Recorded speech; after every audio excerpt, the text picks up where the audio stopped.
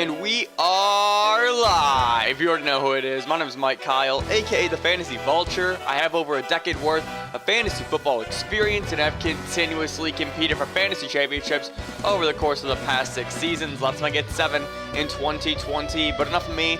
I'm here for you. On today's episode of the FB Show, we are jumping straight into our Week 8 game previews, breaking down every single Week 8 matchup, all through the lens of fantasy football. Can you guys believe that we are over the halfway point of this fantasy season? It has absolutely flown by. Like 2020, it's been really weird this year, where all of a sudden we are now approaching November, but this year feels like as if it dragged on to get to this point. I don't know what's going on, but let's just talk some football. Before we do that, a few quick things from you. First off, smash that subscribe button like a power running back up the middle so you don't miss a video from me. Also, hit that like button down below like an open receiver downfield. And last but not least, you can follow me on all social media platforms at FFVulture, specifically Twitter and Instagram. I love to answer your start-sit questions, trade offers, waiver wire pickups, and everything else fantasy football related over there. I've loved being able to interact with you guys consistently and really start to develop those connections that way. But let's jump right in, shall we? We got, I think, 13 games to cover. The teams on bye in Week 8 is going to be Washington, Arizona, Jacksonville, and Houston. So please do not play anybody from those teams. Save yourself from the zero. Let's jump right in. The first game that we're going to be covering is going to be the Pittsburgh Steelers taking on the Baltimore Ravens. We're going to do game previews a bit differently this week, admittedly. We're going to go through injuries first, and then we're going to go right into start-sit. Honestly, the game notes, they worked well in theory and in concept because what they did was they painted the picture of the game. But I ultimately don't know how important that is, like, going forward, right? Because teams are starting to really cement themselves into what their identity is going to be throughout the rest of the season. Since we are at the halfway point, we know pretty much everything we need to know about teams for the most part. So I don't think that game notes really are too essential outside of injuries, obviously. So for the Steelers, no injuries to note. Always a good thing as we are halfway through the season. And then with the Ravens, the only player who is on the injury report of note is going to be Mark Ingram, who is doubtful with that ankle injury. So expect a lot of J.K. Dobbins, the rookie out of Ohio State, and Gus Edwards. More on them in just a little bit. But let's dive right into the start-sits for this game.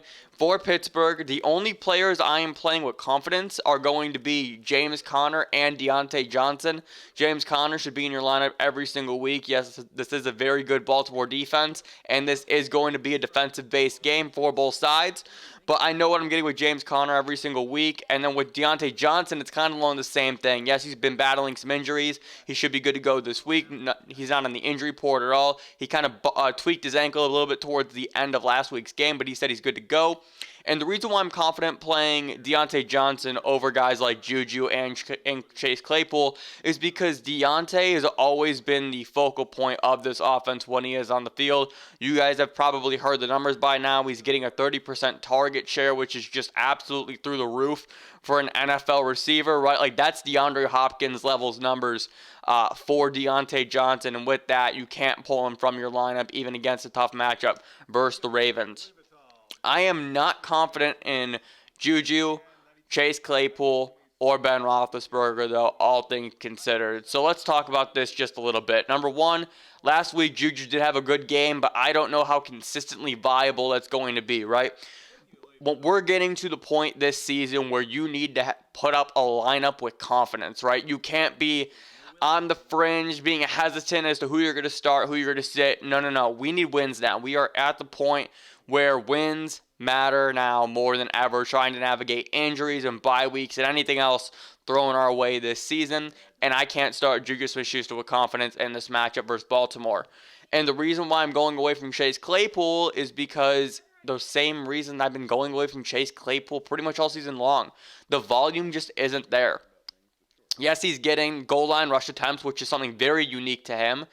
He has big play ability, but if you're going up against a defense like Baltimore, how can you rely on 3 or 4 targets a game? To me, you just can't.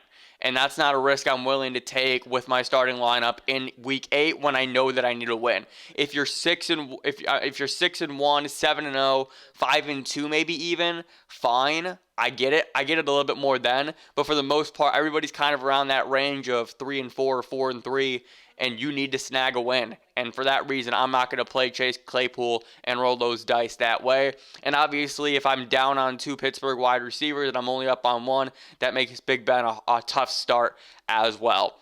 Going over to the Ravens, Lamar Jackson and Mark Andrews never leave your lineup. I understand that Jackson has played poorly this season. I understand. I feel your pain. As a Jackson Dynasty owner, I feel your pain. You're never going to pull Lamar Jackson just because we know he's a wizard with the football. He can do so many different things, especially on the ground, just with that baseline cheat code built in. There's no way you can pull him from your lineup, even if this is a very tough Pittsburgh Steelers defense. And then Mark Andrews, who's been up and down all season as well. Mark Andrews is the epitome of touchdown dependent, all things considered. And to me, that's perfectly fine because he is like the number one option for this Ravens offense. And if that is the case, his chances of scoring on any given week are through the roof. So those two guys never leave your lineups. And when it comes down to the running game now between J.K. Dobbins and Gus Edwards, who do you start with Mark Ingram likely being out and missing this game? To me, the answer is neither, right? We've seen this Pittsburgh Steelers run defense be superb all season long outside of a 74-yard Miles Sanders touchdown, right? So throwing that out the window, how can you start either one of these two with confidence who neither has really played well this season, all things considered? Gus Edwards has done some things, admittedly, but even still, he hasn't warranted a reason to be put into your starting lineup, even if Mark Ingram is inactive.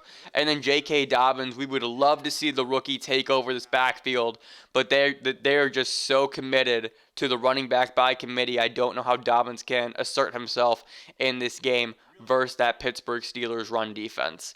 And then lastly, Hollywood Brown, what do you do? Do you start him? Do you sit him? I lean towards starting him, and the reason why is because the one place where this Pittsburgh defense is struggling is in the secondary, and with Marquise Brown having that big play breaking ability of just being able to take any one play to the house or just get 30, 40-yard receptions pretty easily, right? He always has that built-in ability.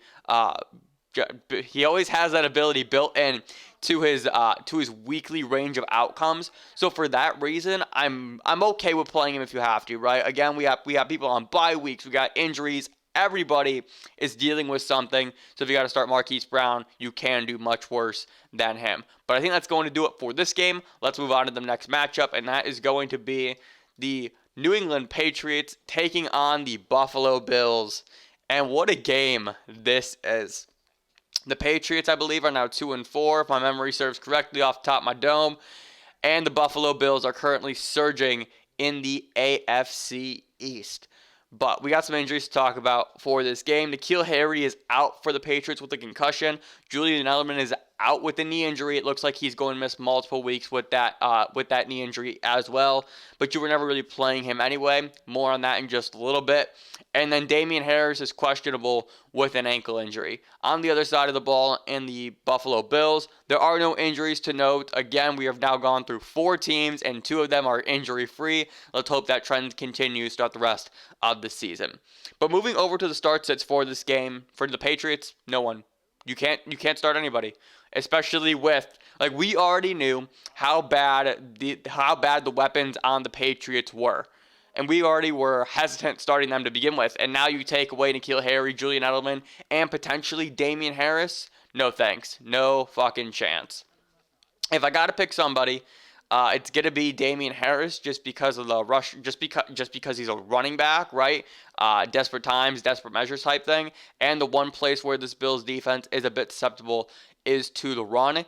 And with that, I mean, honestly, I truly think that the Patriots' game plan this week might be to bleed the clock.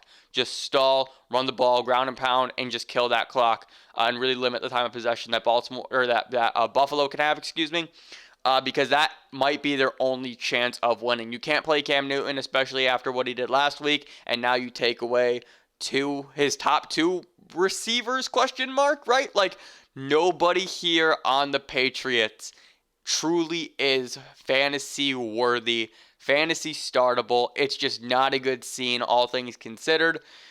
Cam Newton, if you have Deshaun, like, I don't know. You can't start Cam Newton. You just can't. You just can't do it. He has not looked good for several weeks now at this point. We're at this point where we're going to have to start really evaluating for what guys are as opposed to what they have been, whether it be early parts in the season where we saw Cam throw for nearly 400 yards, and we had to take everything at face value for what we've seen as of late, because that's the thing that matters. It's trends, it's ebbs and flows, and it's rhythms, and these are all things we have to consider as fantasy managers.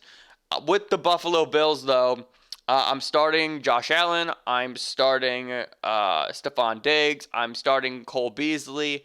Is John Brown inactive? I need to verify this. That was actually one thing that I needed to look at in my game notes real quick. I want to say he is. Let's pull this up. John Brown, NFL. All right, so John Brown was limited in practice. I don't have why. That's so weird. Hang on. Can I history?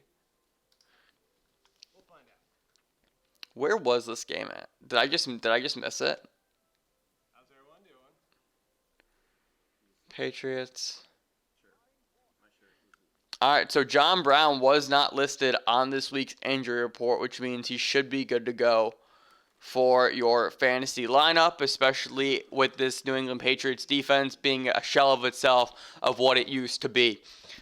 Cole Beasley is still fine, I think, especially in deeper PPR leagues. I've talked about this time and time again, where Cole Beasley is one of my favorite wide receivers in that format because he consistently produces at a high level for you. Yes, he's a short yardage guy, but he does have the ability to extend plays, and if he is going to get 6 to 8 targets a game, that's volume that you can work with, especially in a deep league using multiple flex spots, and he's a great add in that format. And then lastly, for the Buffalo Bills, this backfield is unplayable. You can't do it. I'm officially out. I mean, I've been out on them for the most part, I feel like. But just everything that we've seen over the course of the past 2 weeks has just been a reaffirmation of that. Devin Singletary is only good when Zach Moss is not on the field, and Zach Moss is only good when Devin Singletary is not on the field. We haven't even seen that, right? Just trying to split the carries between these two guys, and neither one is really standing out or doing anything with the work that they have been given. There's no rhyme or reason to play either one of these running backs in this matchup. But that being said, we can move on to the next game, and that is going to be the Tennessee Titans taking on the Cincinnati Bengals in Cincinnati. There are no injuries to note for Tennessee. A.J. Brown, it looks like that he's going to consistently get Thursday practices off. Yes, he's still kind of nursing that knee injury, but he's been cleared, just ready to go, and we're just going to keep on moving every single week with him. And then for the Bengals, Joe Mixon has been ruled out with that foot injury. He's going to miss his second straight week with this injury, which honestly is just really unfortunate because of the fact that he came back and played through it in that second half 2 weeks ago, and now here we are, we're going to miss Joe Mixon for back-to-back games. Moving on to the start-sit questions for this week. Tennessee, again, I said this last week, we're at the point where everybody's up. You're playing everybody. Tannehill, Henry, Brown, Jonnu, fire them up, put them in your lineup. Jonnu Smith was a great play this week. I believe the Cincinnati Bengals have given up a touchdown to the tight end position in every single game that they have played this season. So Jonnu Smith should be a smash play in your lineup this week, especially after a disappointing performance during the past 2 weeks or so. For the Bengals, I love this game. I love this game because these two teams have just a ton of, I can't even say underrated. Yeah, I can say underrated. Two teams with underrated fantasy players, right? A.J. Brown resurging, like that's obviously a big story so far during the course of the past few weeks. Ryan Tannehill, I think, is still a really underrated fantasy quarterback, and the breakout of Jonnu Smith. And then with the Bengals, Joey Burrow, Joey Buckets, you're starting him. Oh my God, it's been so great for him so far throughout the course of this NFL season in his rookie year. Balling out, 300-yard passing games left, right, and center, and they're just letting him chuck it. I've talked about this routinely. Joe Burrow is going to smash every single rookie record because they're letting him throw 50 times a game. And with that being said, you can also start Giovanni Bernard taking place for Joe Mixon because he is going to be the lead back, and he obviously has that pass-catching floor built into him as well. And then you're going to start T. Higgins, you're going to start Tyler Boyd, and I think you can actually start A.J. Green as well. A.J. Green's role has changed over the course of the past 2 weeks. Specifically, they're using him more in short yardage situations, turning him into a more of a possession receiver, a guy that moves the chains. And this role, I think, actually really suits an aging wide receiver. It still puts him in a position to be successful. You're not going to have the big plays by any means, but you can have that consistent floor now of A.J. Green instead of a high ceiling, and that floor is going to be 6 receptions for 75 yards or so, and you can take that as your flex option every single week. And I think it really is such a cool change for him, right? Obviously, we would love to see the old A.J. Green, 120 yards and a score, but that's simply not the reality anymore. And A.J. Green can still be a viable player. We've seen over the course of the past 2 weeks his target share has been 26%, which is utterly absurd for a 31-year-old wide receiver who's been battling injuries all year, over the course of the past 2 years even, right? But even still, with the passing volume, Joe Burrow can legitimately support T. Higgins, A.J. Green, and Tyler Boyd consistently, and I'm really excited to see where the Cincinnati Bengals offense goes during the course of the rest of the season. Moving on to another game, we got the Las Vegas Raiders taking on the Cleveland Browns. As far as the injury notes for this game goes, Bryan Edwards is questionable with that foot injury that's kept him out since week 3. So he may be able to crack that starting lineup yet again. The rookie out of South Carolina had a lot of promise coming into the season. Unfortunately, it has been derailed by injuries. And then with the Browns, Austin Hooper is out yet again for his second straight week, battling that appendectomy that he had. There was an emergency surgery with his appendix. So hopefully he should be out for this week and then make his way back to the field next week. Going over to the start set for this game, for the Raiders, it's obviously pretty simple and it's pretty standard, all things considered. We talk about this every single week. Josh Jacobs and Darren Waller don't leave your lineup. I love Derek Carr this week versus the Browns. The Browns give up a ton of points to the quarterback and wide receiver positions, so this could be a great game where you can start Henry Ruggs and Nelson Agholor, who had a great game last week. I believe it was 10 targets, 7 receptions, and a score. Agholor really just cementing himself and rebuilding his career almost, right? Things went so south for him towards the end of his Philadelphia Eagles tenure, and for him to land in Vegas, where he has the chance to just rebuild the image and the wide receiver that he could have been, has been really cool to watch. He's been a guy that's been admittedly touchdown or bust when it comes to fantasy, but there is definitely potential for that touchdown in this game versus the Browns. I want to talk about Henry Ruggs for a second, though, before we move on to the start sets for Cleveland. I was a guy who loved Henry Ruggs coming into the season. He is my golden child. Like, he is my baby boy. I've talked about it time and time again. I've broken down every single Ruggs stat coming into this season.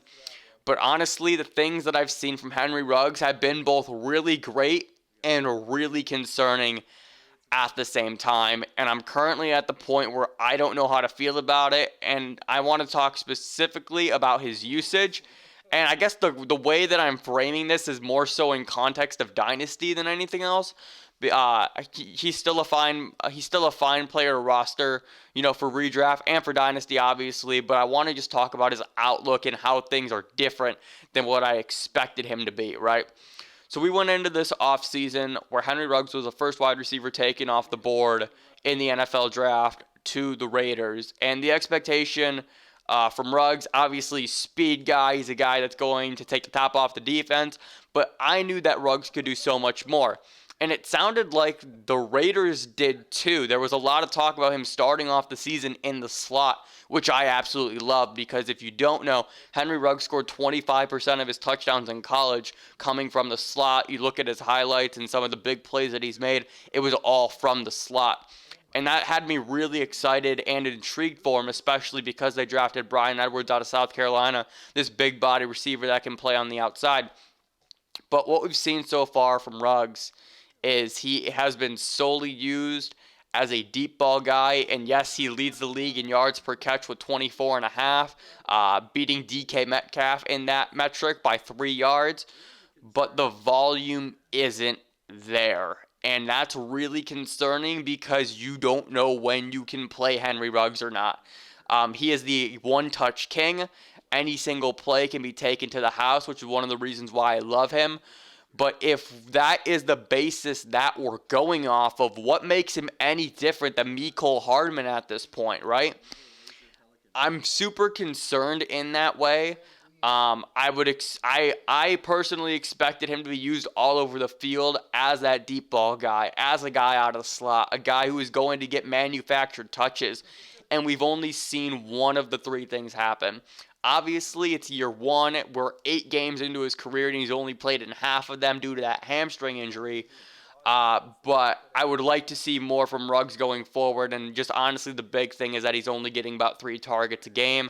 And knowing when to play him has been super difficult for me this season. That being said, this matchup versus the Browns is a good one for the rookie out of Alabama. All right, let's keep going to the start-sits for the Browns. We still got to talk about them. Baker is up, actually, I think, right? Baker, Hunt, Landry, Harrison Bryant, and then, so let's just break those down, guys. Let's break those guys down first, right? Kareem Hunt hasn't put up the numbers that I have expected him to in the absence of Nick Chubb. I don't really care. You're still going to play Kareem Hunt every single week. He's never really hurt you, I don't think, in the absence of Nick Chubb. Maybe a game, if that, right? And as we've said all season long, start your running backs against the Raiders. They have been bleeding points to the running back position. Hunt should be in line for a big day versus Vegas. And I'm actually willing to play Baker in this game as well. I've talked about this a few times as well, where the Raiders defense has a lot of athletes, but I don't know how good it actually is. They've also been a team that's given up a few big games to quarterbacks, a few big games just in total. I mean, you look at, let's pull this up. Come on. See, this is why I need to be prepared, where I have everything pulled in front of me beforehand. Points. Anyway, I'm gonna keep talking. I apologize about this. Fantasy point. There we go. So the reason why you're gonna play Baker, honestly, is I'm not gonna buy into the juice by any means, but again, you're gonna play Baker because the way that this Vegas Raiders offense gives up points to the quarterback, they give up 23 points per game. They've given up a lot of big games.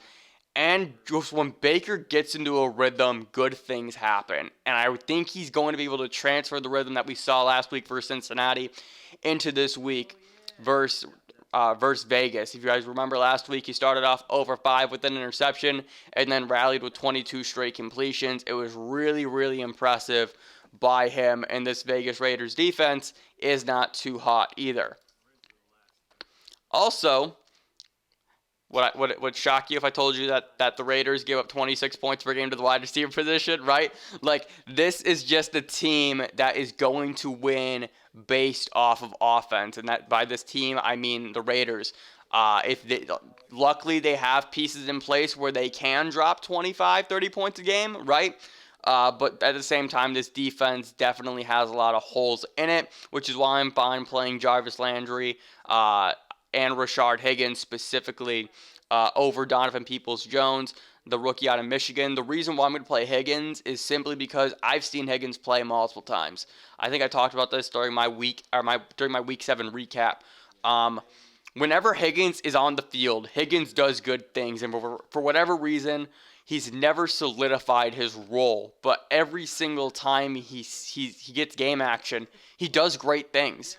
And I think this really is going to be his first true opportunity to cement himself in this way with the loss of Odell Beckham. So I love Rashard Higgins as a flyer, as a flex option this week versus the Raiders. And then lastly, Harrison Bryant, the rookie for the Browns, just simply put, Baker is becoming more and more focused on throwing the ball to the tight end. We saw Bryant do this last week. We saw Austin Hooper be more involved the week before, and I think this is going to be a trend that really does continue. And I would be fine starting Harrison Bryant in this matchup versus the Raiders. Other than that, that's all I got for this game. Let's move on to the next, and that is going to be the Indianapolis Colts taking on the Detroit Lions. There are no injuries to note for this game, so round of applause for these two teams, keeping everybody safe and healthy. Love to see that during week 8 where injuries are plentiful and bye weeks are happening all the way around us, right? So start sits for this game for the Colts, it's Jonathan Taylor, and that's all I'm willing to play. T.Y. Hilton has done nothing to say I'm comfortable playing him. Trey Burton is slowly emerging, but I'm still not all the way bought in. And Phillip Rivers has done nothing to impress me whatsoever this season. Jonathan Taylor, despite the fact that he is only getting 16 opportunities a game, is still putting up numbers that are consistently running back 12 through 15 range, and that's going to be fine for your running back 2 spot where you would normally have him, right? So to get him back off of the bye is going to be great for your fantasy team. And I think there's a really good chance that they're going to start to give him the ball more and more. He is their best running back on this squad. The Colts need to win games in order to keep their postseason hopes alive. And Jonathan Taylor is going to be the key factor in doing so. Moving over to Detroit, this is actually a very different story, right? Because Detroit has a lot of fantasy relevant pieces between Matt Stafford, DeAndre Swift, Kenny G, Hawkinson, Adrian Peterson maybe, right? There are a lot of fantasy relevant players on this team, but the Colts defense has been excellent this season, right? So this is a super tough matchup for them. I'm fine still playing Kenny Golladay just because I'll buy talent over everything. Kenny Golladay is a wide receiver who probably should not be leaving your lineup whatsoever. So Kenny Golladay is fine. Hawkinson has been seeing enough volume, I think, to where he's also startable every single week, no matter what. I wouldn't say he's matchup proof by any means, but he has been targeted highly in the end zone, putting up touchdowns, I believe, in like 4 out of 5 games. But even when he hasn't done that, it's been a consistent 6 receptions for 50 yards, and that's perfectly fine from the tight end position. So I'm fine with starting those 2 guys. Stafford in this matchup does have a hard cap ceiling. I wouldn't expect any great games from him, a great performance rather from him in this matchup. Just a lot of different things being worked against him. And ultimately, I do think that's going to limit what he can produce in this game. So if you're going to start Matt Stafford, fine, by all means, go ahead and do so. Just kind of limit your expectations for him in this game. And then lastly, I don't have a whole lot of confidence in DeAndre Swift or Adrian Peterson for that matter in this game. We've really been excited about Swift over here for the past 2 weeks, just seeing his usage continue to increase. But ultimately, against a very, very good Indianapolis Colts run defense, I'm not excited about playing him, especially because if you look at the snap percentages, they still aren't where we would like to be. They're still well below 50%. Adrian Peterson is still being heavily involved, and it does limit what Swift can do in his limited opportunities versus a very good run defense. And the same can be said for Adrian Peterson for that matter. I try and stay away from both of these guys in this in this tough matchup, great matchup for the Colts, bad matchup for the Lions in this game. How many more games do we got here? 1, 2, 3, 4, 5. Oh, we still got a lot of these. All right, that's fine. More football, the better, right? Our next game is going to be the Minnesota Vikings versus the Green Bay Packers in Lambeau. Injuries to note. Dalvin Cook is questionable with that groin injury, the adductor. I think he's going to play. More on that in just a little bit. And then Aaron Jones for the Packers has been ruled out again with that calf injury. Jones is going to miss his 2nd straight game. Your start sits for this game, I think, are pretty simple. It's the same thing that we've been seeing every single week from these two teams. You're going to start Dalvin Cook if he's active. If he's not, you're going to start Alexander Mattison, I guess, right? I made the joke on Twitter that congrats, you spent 20% of your fab for 1 week of Alexander Mattison, and he did absolutely nothing for you. Look, I'm a man who's anti-handcuff. It doesn't make a whole lot of sense to me. I'd rather have running back depth in a different way, spread across multiple teams. So you're going to start Cook and or Madison, whatever running back is active for the squad. You're going to start Adam Thielen and you're going to start Justin Jefferson. The one thing I will say is that this Green Bay secondary has been super underrated. They've been very, very solid this season. But there's always a chance for one of these two to get their way into the end zone, rip off a big run. And we've seen the shift kind of happen with this Minnesota Vikings team where they realize, oh shit, we just can't keep running the ball down our opponent's throat, right? As great as Dalvin Cook is, there's not a way to effectively score points that way. So they really let Kirk Cousins, especially with the addition of Justin Jefferson, kind of not take over by any means, but put more trust in him in a way, right, to where they know that they have to have that combination of run and pass in order to maintain a successful offense. And then with the Packers, the normal, you're going to start Aaron Rodgers, you're going to start Devontae Adams, you're going to start Jamal Williams with Aaron Jones being inactive. I'm not the biggest fan of A.J. Dillon now at this point. He didn't get a whole lot of opportunity last week, and Jamal Williams would be a much better start. Robert Tonyan, to me, this is the last week for him. As we've talked about repeatedly throughout this show, the Minnesota Vikings secondary is not good by any means, and that means that guys like Adams and Tonyan should have the opportunity to have monster games. Also important to note, Allen Lazard started practicing again this week. He had that ab injury. I believe it was in week 2 or week 3. And so he is back, and he is on his way on the comeback trail to make his way back to the Green Bay Packers. Other than that, it's a pretty standard game, pretty cut and dry. We got an NFC North battle between these two teams, and that's always going to lead to some fireworks. And, of course, when you have Kirk Cousins being quarterback, anything is possible, am I right? All right, let's move on to actually one of my favorite games of the week, and that is going to be the New York Jets versus the Kansas City Chiefs. And I know what you're thinking, right? How is this one of your favorite games of the week? Well, let me tell you. And it starts with the injury. We never root for injuries here, but they are part of the game. For the Jets, Jamison Crowder is out, Brashad Perriman is out, and Frank Gore is questionable with a hand injury, Gore being out with a groin injury, and Perriman out with a concussion. The only other injuries for Kansas City is Sammy Watkins, who's missing another game due to that hamstring injury that he suffered a few weeks ago. And this leads me to my start sits of this game, and why I'm so excited for this matchup in particular. The Michael P. Ryan is a start this week, and the reason why is because he's a pass-catching running back. The attempts that he's had has gone up every single week. His snap percentage specifically is the thing that I'm really focused on. 58% 2 weeks ago, 67% last week, and he's just slowly becoming more involved in this offense. And if they are going to be trailing and they need that check down back, Michael P. Ryan is going to be in over Frank Gore, who's already battling that hamstring injury. But it gets better than that for me. Guys, it's Denzel Mims season, and that makes my heart so happy. My exact note here, to be honest, it says it's Denzel Mims season, motherfucker. I'm stoked. I can't put into words how happy I am that Denzel Mims is going to be featured so heavily in this game. Without Jamison Crowder, without Brashad Perriman, with a limited Frank Gore, and versus the Chiefs, where the Chiefs are going to manhandle the Jets this game. But that means that Denzel Mims is going to be the number one option on this team. He's going to get peppered in targets and has the opportunity to put up a monster fantasy day due to garbage time. I'm so excited for Denzel Mims. You guys have heard me rave about him for weeks on end, explaining just how much I love this kid out of Baylor. I should say kid, right? I think I'm 1 year or 2 years older than him, right?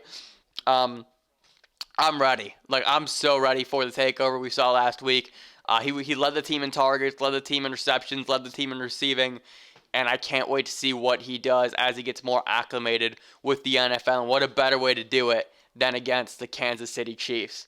On the other side with KC, you know the drill, man. Start everybody. Start everybody. Oh my God. It is going to be a slaughtering. Mahomes is up. Clyde is up. You're starting 11, the revenge game. Tyreek. McColl's a great start. DeMarcus Robinson's a great start. Travis Kelce's a great start. Yo, fire them all up, right? Because against this Jets team, anything is possible. Like I said, man, this game is my favorite matchup of Week 8.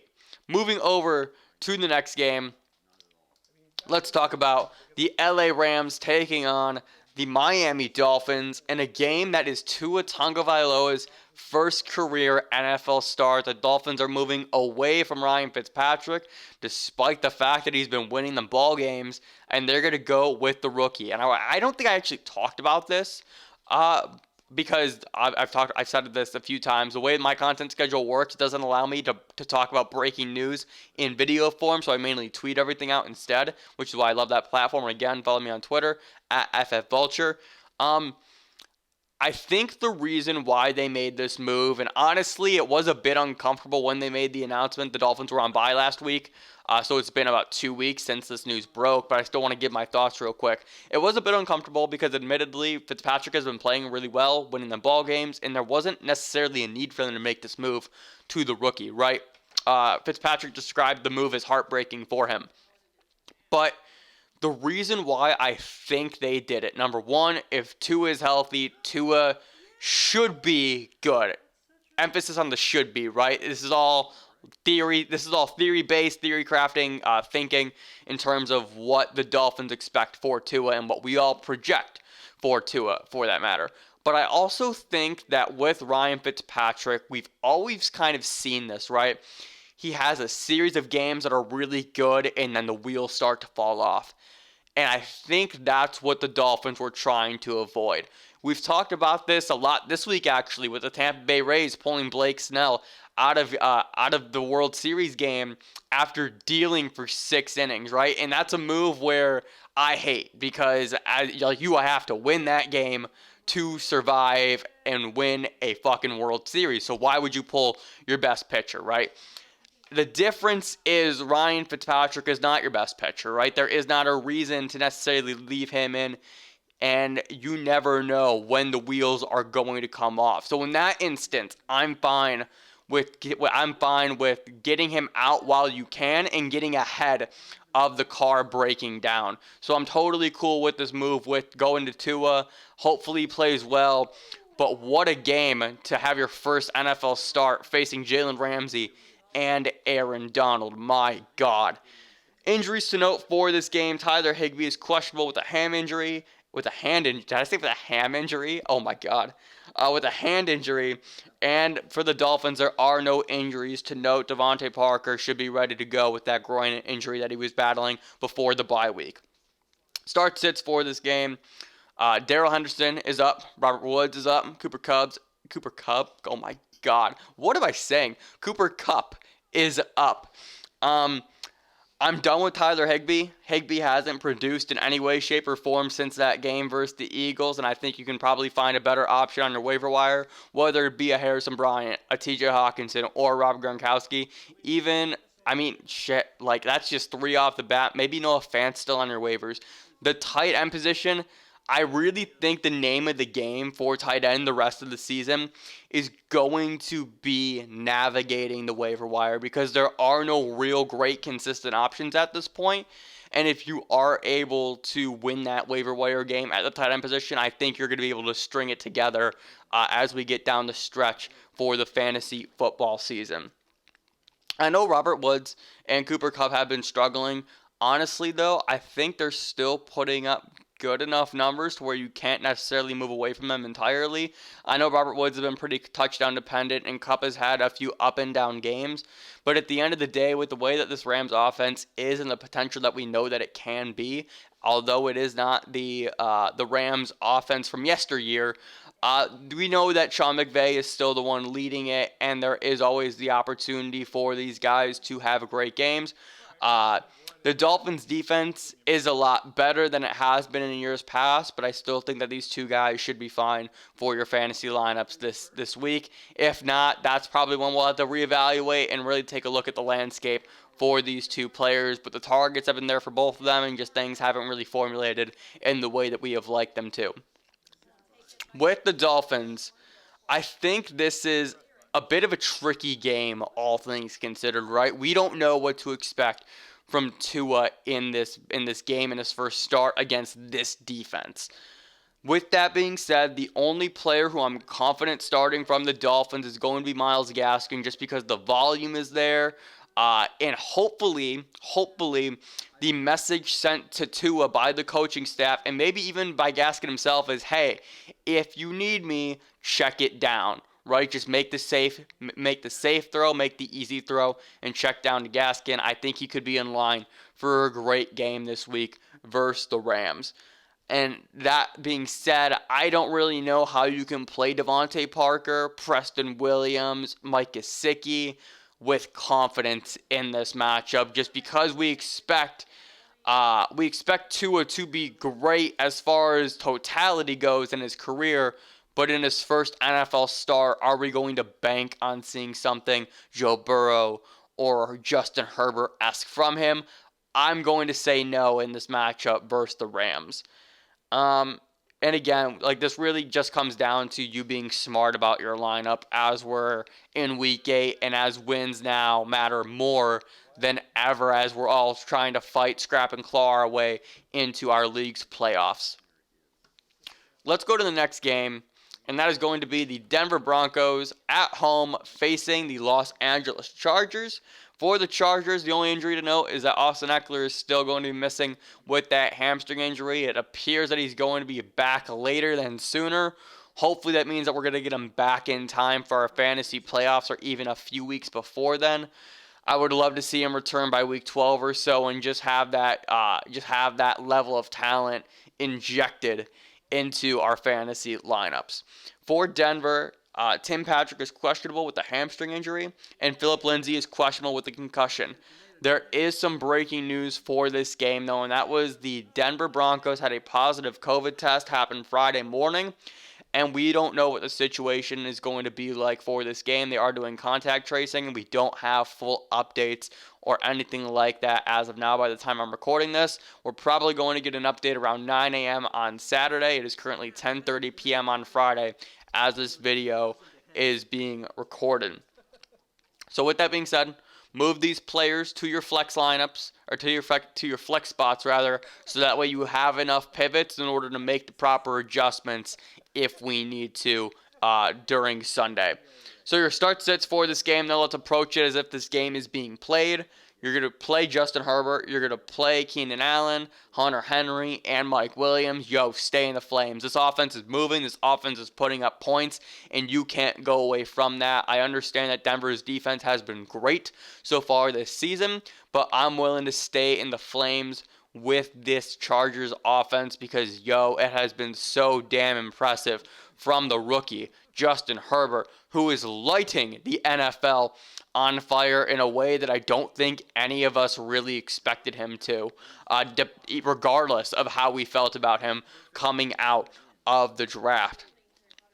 That being said, I'm avoiding the Chargers backfield. Yo, this is another one. I just don't want to do it. I don't want to decide between Justin Jackson or Josh Kelly, or not even make that decision, but just thinking about it, because you probably only have one, you probably don't have both. But do you really want to just be I'm in a position where I'm facing the Broncos and their great run defense, and I have to decide between Justin Jackson versus that, who is splitting carries with Josh Kelly, or I could go with Boston Scott facing the Dallas Cowboys, right? These are just things you have to consider. It doesn't make a whole lot of sense to put yourself in that position with this LA Chargers backfield. It's another one where I'm just really trying to stay away from at all costs at this point, because it's going to give you more headaches than victories. For Denver, We got Melvin Gordon revenge game, which means fire him up. He should be in your lineup regardless anyway. This gives you even more of a reason to play him. Noah Fant, coming back off that ankle injury, did not play great against Kansas City. Hopefully he finds his form in this game versus the Chargers. And then Tim Patrick, if he's up and he's active, I think you can play him. Obviously, hamstring injuries do limit the expectation. Maybe there is that chance that he gets pulled a bit early. Maybe he tweaks it during the first or second quarter. Always something to be a little bit wary of. But I think that Tim Patrick has really asserted himself into that Cortland Sutton role, having multiple games over 100 yards. The only thing that's really been lacking, I think, is the touchdowns. But we know that those can come, and better days are ahead for Drew Lock and the Denver Broncos. Still off on Jerry Jeudy, just hasn't done the things that we've expected him to really solidify himself as a fantasy-relevant player week in and week out. Our next game is going to be the New Orleans Saints facing the Chicago Bears in Chicago. And oh boy, this is going to be an interesting game, all things considered, right? For the injuries, Michael Thomas is out with a hamstring injury / ankle. Still not clear to play from the ankle injury, and then obviously the tweaked hamstring in practice last week. Still battling that back. Marquez Callaway, a guy who broke out last week in absence of Michael Thomas, is out with an ankle injury. And for the Bears, Allen Robinson is doubtful with a concussion that he suffered late in that Monday night game versus the Rams. So that being said, who are you starting in this game, right? Emmanuel Sanders still has COVID. I don't think he's been cleared to play yet. Let me pull that up just to make sure, because I was going through the injury reports. Emmanuel Sanders. I was going through the injury reports, and his name was not on it. Is it because he's still on the... Is he still on the COVID list? Is that what the team news? It's not what I need. Emmanuel Sanders. So that was wild. I have never Yes. seen that before. So Emmanuel Sanders is still out with COVID. Prayers up to him. I know there was a report that I don't know where he's at specifically, but he said he fears that shit can go south any moment. So prayers up to him, obviously, and anybody else battling this disease. But we keep going onward. For the Saints and your start sit, Kamara, obviously, Jared Cook, because you have to. Not because you have to, but because the lack of pass catchers now for the Saints. Traquan Smith is a great start. I can't even say great start, but a fine flex start. Great start in theory because he's the number one receiving option for this Saints team. It's complicated. This Bears defense is pretty good. But Kamara and Cook are really the only two guys who I'm starting with any level of confidence here from the Saints. Kamara, I think, could legitimately see 25 total touches, and it could be those could be deadly, as we know. For the Bears, this is supposed to be a great matchup because of how bad the Saints defense has been so far this season, but you can't play anybody. There's no reason to. Darnell Mooney, who's been a rookie out of Tulane, a guy who I've really liked and has seen snap percentage and targets go up almost every single game, getting consistently 5 to 6 targets a game. It's not enough volume to do anything fantasy relevant.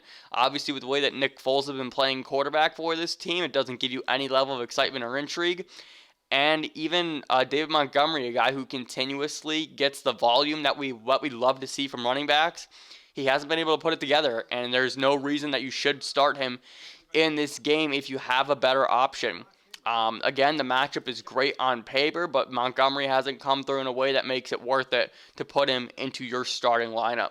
Again, this game should be one where points should be plenty, but unfortunately that's not going to be the case because of all the injuries and just the way that a few things have unfolded for each team. Our next game is going to be the San Francisco 49ers taking on the Seattle Seahawks. And, of course, we got some injury news to talk about for this game because we're talking about the 49ers, of course, right? Jeff Wilson is out running back with that ankle injury that he suffered after his third touchdown last week.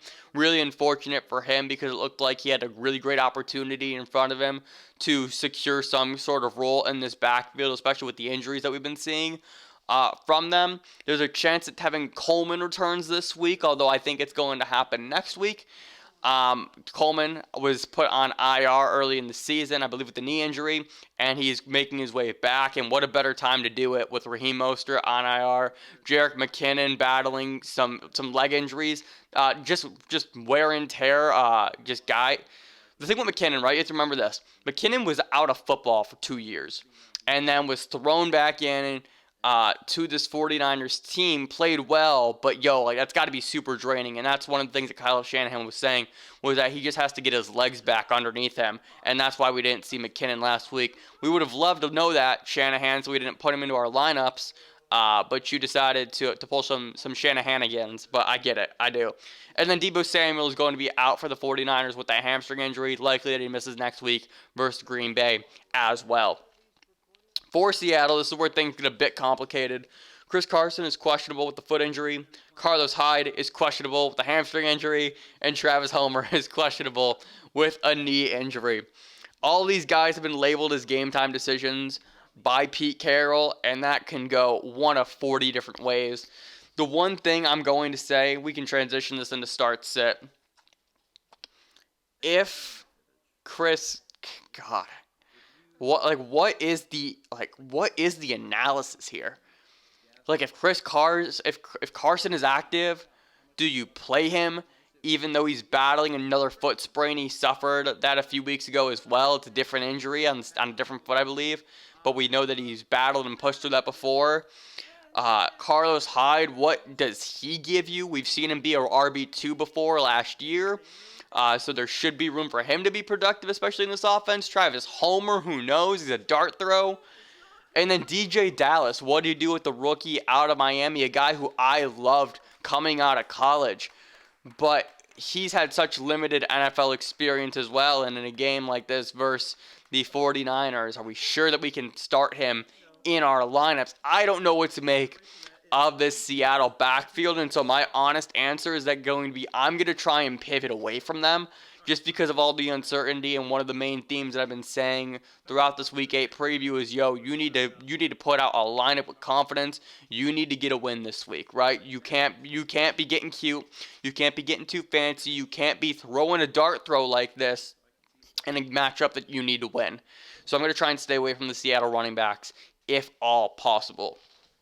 For the 49ers, though, we'll wrap up Seattle real quick. You know who to start. Russ, DK, Lockett, you're good to go. All right, for the 49ers, I think Jimmy G is a great start this week. We've talked about this time and time again, where the Seahawks just bleed points to the wide receiver and quarterback position. They are a very bad defense.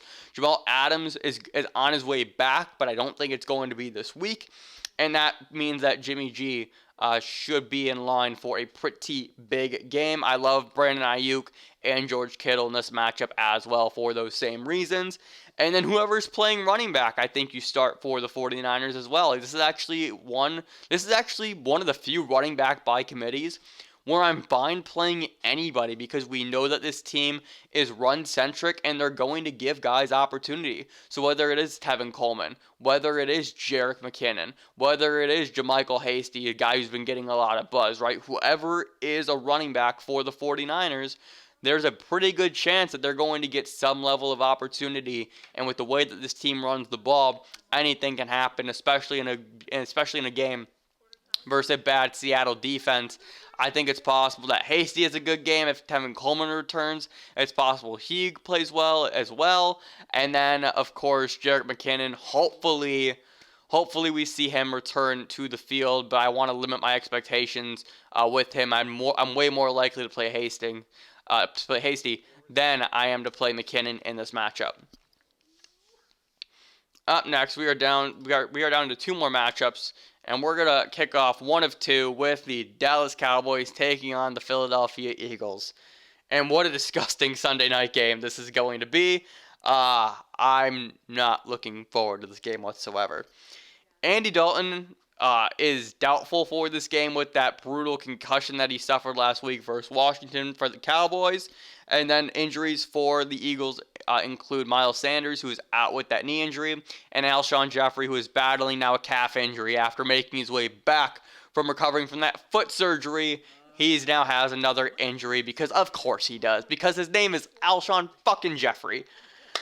going over for the start sit now for this game, though, like, do we have to, right? Do we, like, specifically for the Cowboys, do we have to, right? Ben DiNucci is starting for the Cowboys, which means you can't play any of the wide receivers. Like, I tried to just convince myself to play Amari Cooper, and I don't know how you can do it. I truly, truly don't.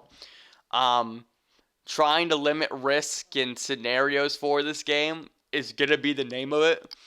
And with Amari Cooper, he's played so well all season long. Even with Andy Dalton coming in, he was still a guy who was the first read, getting peppered in targets. But how can you rely on that with a 6th-round draft pick in Ben DiNucci? I just don't know how you could do it. I'm benching him. I'm benching CD. I'm benching Gallup, benching Dalton. I mean, you can probably cut Gallup now at this point, as well as maybe Dalton Schultz.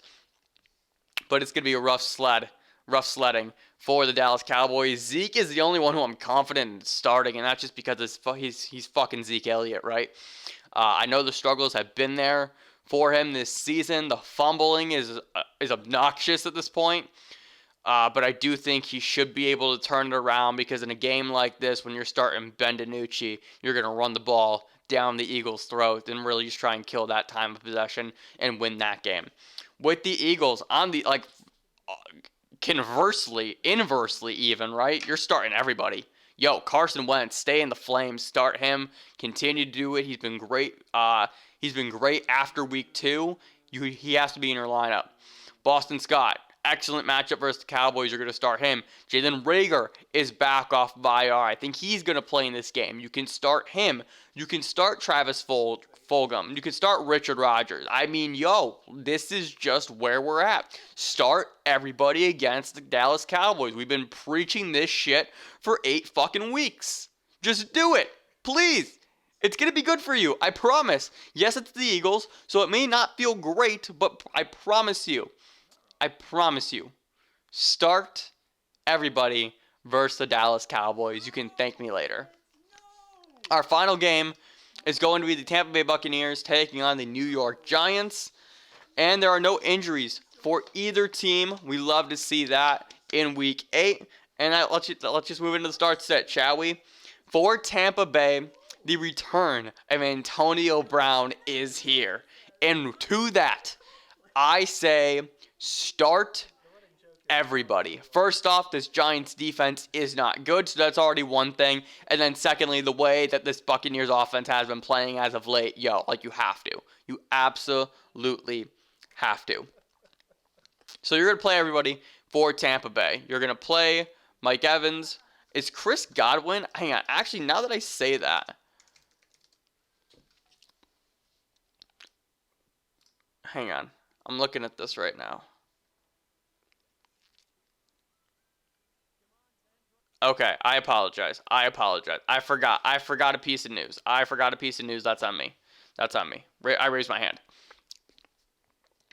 Then the reason why I forgot it is because it happened so late in the week. Long story short, Chris Godwin apparently broke his index finger after during his touchdown in the Raiders game, and nobody knew about it until like 4 days later when it was announced that he had surgery to repair it. So he's likely going to miss this game versus the Giants. But still, my point still stands here. You're still starting everybody, right? So you're going to start Brady. You're going to start Ronald Jones. I think this is a great matchup for him because they should be winning, and there's no need to use Leonard Fournette in this game. Fournette should still see some work, though. Oh, this backfield is going to give me an absolute nightmare, but both these guys are talented, and they can both get it done on the ground. You're going to start Mike Evans. You're going to start Antonio Brown, dude. There's no... I know I just said you need to be smart about your lineup, but yo, if they're going to bring in Antonio Brown, especially in a game where Chris Godwin is not playing, I expect Brown to be heavily involved. I really do. I think this would be a great game for him to show what he still has in his tank and prove just how great of a wide receiver he still is. I really like Antonio Brown in this matchup, all things considered, especially just as that late Monday night flyer that you need to boost you over the edge and help you secure a victory. And then you're also going to start Rob Gronkowski as well, who's played great during the course of the past few weeks, getting a ton of targets, receptions, yardage, and finding his way into the end zone too. For the Giants, I'm not starting anybody. I'm not going to start anybody. This Bucs defense has been great pretty much all season long. Devonta Freeman, for whatever reason, died last week. We know he's still battling that ankle injury. I expect him to play, but even still, I don't know how viable he's actually going to be. Can you start Sterling Shepard? Can you start Darius Slayton? Can you start Golden Tate? I've talked about this last season, or this offseason rather, where you're spinning the wheel. You got a 33% chance of it landing on your guy. So if you feel confident in those odds against a good Buccaneers secondary, good luck, my friend. May the force be with you. But I think that's going to do it for my Week 8 game previews. If you enjoyed this video, be sure to leave a like and subscribe down below. Try to do this every single week for every single game. Of course, you can follow me on all social media platforms at FFVulture, and hopefully you can secure your victory this week and make your push towards the Fantasy Football 2020 postseason. I'm ready to get out of here. Thank you so much for watching. Remember, people come and go, but fantasy championships are forever, and I will see you in the next video.